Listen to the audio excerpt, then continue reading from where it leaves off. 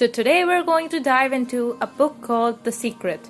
I have heard a lot about this book, but someone in the comments suggested me to review this book. So here I am. Before I begin, zoom out and like this video right now. I don't want you to forget about it. What else? Oh, share and subscribe. I'll beg you to subscribe later if you haven't already. And those of you who have already subscribed, I love you 10 times more than an average person. But enough of this. The book review. The Secret by Rhonda Bryne. According to the presentation of this book, I should play the theme song of the Harry Potter movies because I don't have the budget to afford the copyright of that music. So the special effects will do for now. There are some things which I like about this book, and there are some things which I didn't like about this book. First, let's look at the good things because we all need some positive thoughts in our lives. This book mainly talks about how being negative all the time attracts more negative thoughts, and whenever we are in a bad place in our lives, we should try to uplift our mood by doing something we like. Basically, try and stay positive most of the time. Besides, being negative requires a lot of energy. I'm lazy, so I think I'll just stick to being positive. You take your pick. This book is pretty much like the last book I reviewed. That is The Power of Subconscious Mind.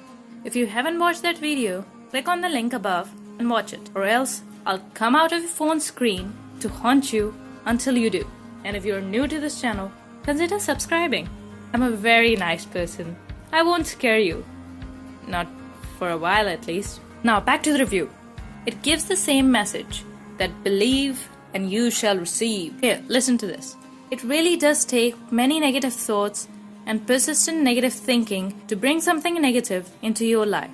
However, if you persist in thinking negative thoughts over a period of time, they will appear in your life. If you worry about having negative thoughts, you will attract more worrying about your negative thoughts and multiply them at the same time. Decide right now that you are going to think only good thoughts. At the same time, proclaim to the universe that all your good thoughts are powerful and that any negative thoughts are weak. I agree with this. It's very important to have a positive attitude. Sometimes we all get sad and upset and more negative thoughts crowd our mind. This is normal. You can't always have a positive attitude. Still, try to be positive as much as you can. This book also talks about how to change your negative feelings into positive feelings by doing anything you love. It says that if you're thinking negative, then more negative thoughts will seep in your mind. It's because of the law of attraction. Negative thoughts attract negativity, life, and vice versa. It gives a very interesting example of how you can change your negative thought or frequency into a positive one. Here.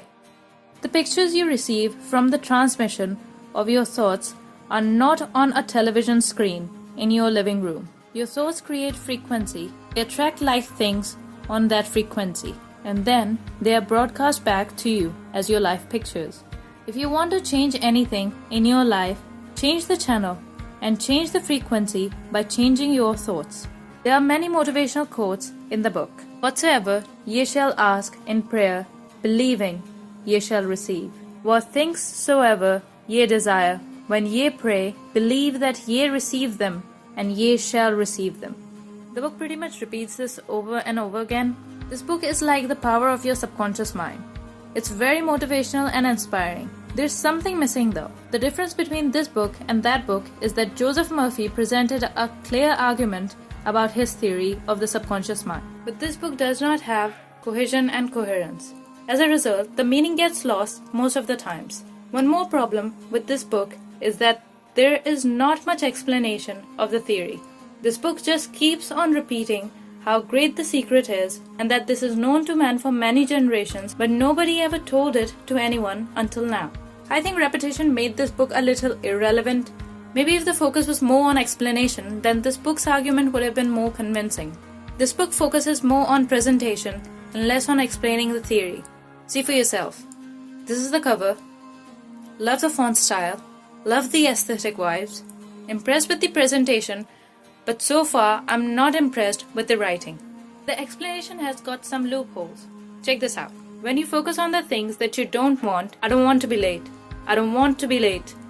The law of attraction doesn't hear that you don't want it. It manifests the things that you are thinking of, and so it's going to show up over and over and over again. Law of attraction is not biased to wants or don't wants. When you focus on something, no matter what it happens to be, you really are calling that into an existence. I don't know if I'm exception to this rule, but every time I go to sleep thinking that I don't want to be late, I wake up a couple of hours early. Anyway, let me get this. This is how the law of attraction works. Because it doesn't take negations. I don't want a bad haircut. I want bad haircuts. I don't want to be delayed. I want delays.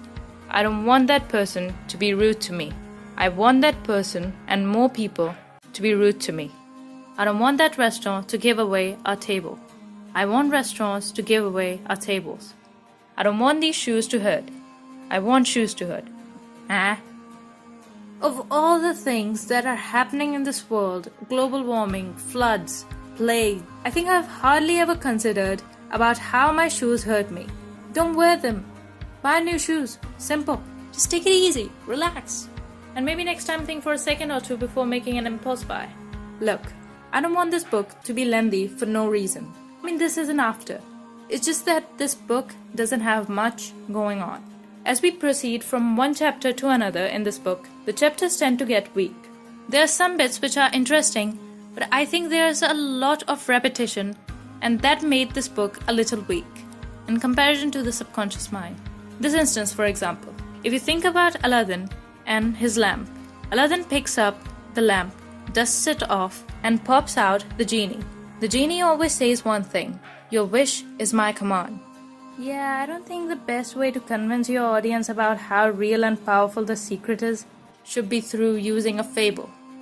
The story now goes that there are 3 wishes, but if you trace the story back to its origins, there's absolutely no limit whatsoever to the wishes. Think about that one. Now let's take this metaphor and apply it to your life. I get that this is a metaphor, but even if I want to believe it, maybe having instances from real life will sound more practical.